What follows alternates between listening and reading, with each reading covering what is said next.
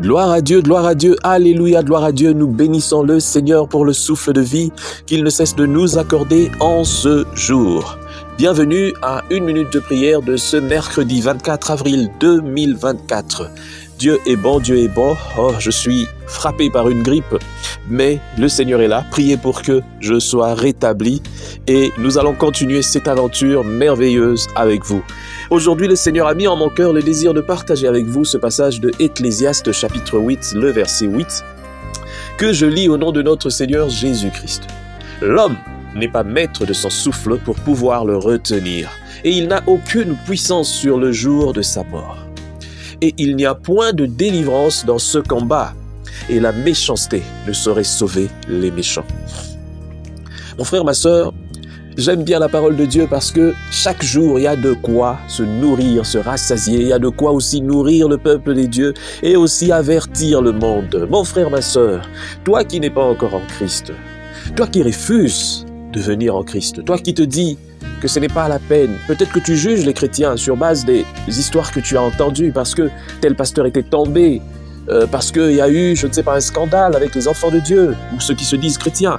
Alors tu te dis, à quoi bon donner ma vie à Christ parce que eux aussi. Je vais te dire, ce n'est pas parce que quelqu'un est appelé pasteur, ce n'est pas parce que quelqu'un est appelé prophète, c'est même pas parce qu'il prophétise, ce n'est pas parce que quelqu'un va à l'église tous les jours et dort même à l'église, des veillées, des montagnes et tout ça, que cette personne ira au paradis. Non. Pour entrer au paradis dans la présence éternelle de Dieu, nous devons donner nos vies à Christ. Et c'est très facile, diraient certains. Mais je donne ma vie à Christ et puis j'entre. Non. Donner sa vie à Christ veut dire renoncer à la vie de péché. Et renoncer à la vie de péché, ça veut dire renoncer à me comporter comme je veux.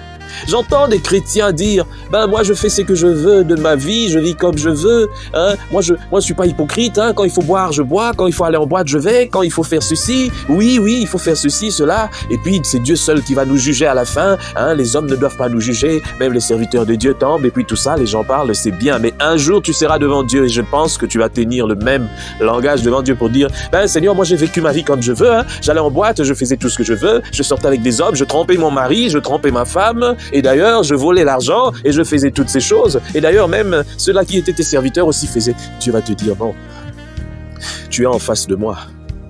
Je te juge toi, je ne juge pas les autres. Si tu as donné ta vie à Christ, tu dois renoncer au péché et à cette vie que tu appelles là, je vis à ma façon. Non, un enfant de Dieu ne vit plus à sa façon. Si tu vis à ta façon, si quelqu'un déjà a ce langage, reconnaissez directement que cette personne n'est pas née de nouveau. Il n'y a pas eu cette régénération, la nouvelle naissance en cette personne. Cette personne est restée comme ça, imbue de lui-même ou d'elle-même. C'est la même chose avec ceux qui disent, moi je vais à l'église, je m'en fous, je ne cause pas avec tel frère, telle sœur. Tu es un aventurier, un hypocrite, une hypocrite. Deux personnes qui vont dans la même église qui ne se parlent pas. Ah non, moi je vais de mon côté. Vos prières sont une distraction et même ça devient une abomination pour Dieu parce que vous dérangez les oreilles de Dieu. La mort, on ne la maîtrise pas. La Bible dit ici, dans Ecclésiaste 8, l'homme n'est pas maître de son souffle. Maintenant, tu te pavanes, tu te dis, je m'en fous, je vis comme je veux. Mais lorsque ton temps sera venu et que ton souffle sera en train de partir, tu comprendras la grandeur de Dieu. Tu comprendras que tout ce qu'on te disait par les serviteurs de Dieu était vrai. Tu ne peux pas retenir le souffle de vie quand Dieu a décidé de te le reprendre. Et il n'y a aucune puissance, aucune. Devant la mort, tu n'as aucune puissance. Et il n'y en a même pas. Et il n'y a point de délivrance dans ce combat. C'est un combat perdu d'avance. Et tu peux gagner ce combat aujourd'hui.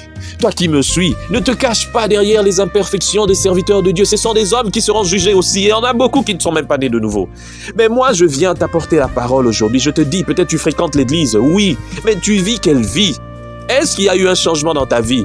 Tu n'aimes pas qu'on te juge, mais ne fréquente plus l'église. Parce que si tu viens à l'église, on te considère chrétien. Et la Bible dit, nous avons le droit de juger ceux du dedans. Mais toi qui dis, j'aime pas qu'on me juge. Mais non, tu es un hypocrite. Alors, tu n'es pas né de nouveau.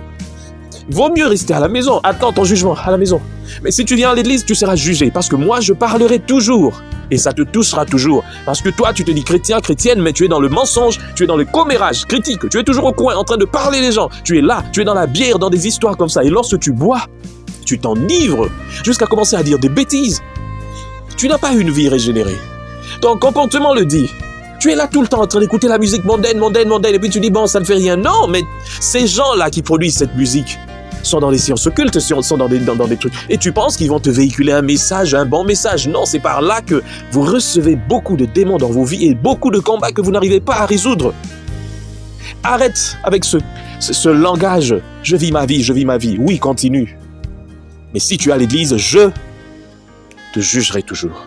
Je te condamnerai par les comportements que tu affiches, parce que tu te dis chrétien. Et bien, si tu es païen, je te dirai toujours, tout simplement, donne ta vie à Christ avant que le grand jour ne vienne, parce que tu ne connais pas ce jour-là. Tu dois te préparer. Et si tu ne te prépares pas, tu iras en enfer. Et l'enfer n'est pas un mythe, c'est une réalité. Si tu ne te prépares pas et que tu meurs comme ça sans donner ta vie à Christ, c'est l'enfer qui t'attend. Mon frère, ma sœur, toi qui es méchant surtout, parce que la dernière partie de ce message parle des méchants. Toi qui es méchant, ta méchanceté ne saurait te sauver. Tu peux être entouré de 10 000 militaires, mais le jour de la mort, ta méchanceté, la façon dont tu traites les gens, c'est toi qui aimes emprisonner les gens. On te parle un peu, non, tu jettes quelqu'un en prison. On fait ceci, tu tues quelqu'un. On fait dont tu ne veux même pas être critiqué. Sache que le jour de ta mort, ta méchanceté ne te protégera pas. Tu vas mourir comme un vulgaire chien à cause de ta méchanceté. Et tu iras en enfer, pourrir pour l'éternité, si tu ne changes pas. Mais je te donne l'occasion aujourd'hui, maintenant, de changer, de donner ta vie à Christ. C'est peut-être l'occasion ultime pour toi. Peut-être qu'il n'y en aura pas deux. Saisis cette occasion, alors que tu entends ce message, et que Dieu bénisse son peuple et sa parole. Au nom de Jésus, nous prions. Seigneur, merci pour toute personne qui a entendu ce message. Donne, Seigneur, la force. Donne aussi l'humilité, afin que, Seigneur, ces paroles puissent entrer dans les cœurs et que ces personnes se laissent transformer et acceptent cette parole pour être transformées et devenir enfin tes enfants. Merci Seigneur pour toute cette journée. Bénis tout un chacun.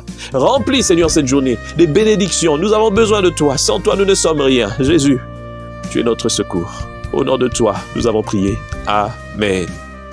Chers frères et sœurs, dans le Seigneur, vous avez l'occasion de servir Dieu avec votre temps, avec votre intelligence, mais aussi avec vos moyens. Soutenez, restez unis dans 1 minute de prière chaque jour. Écrivez-nous, envoyez vos dons ici. Que Dieu vous bénisse.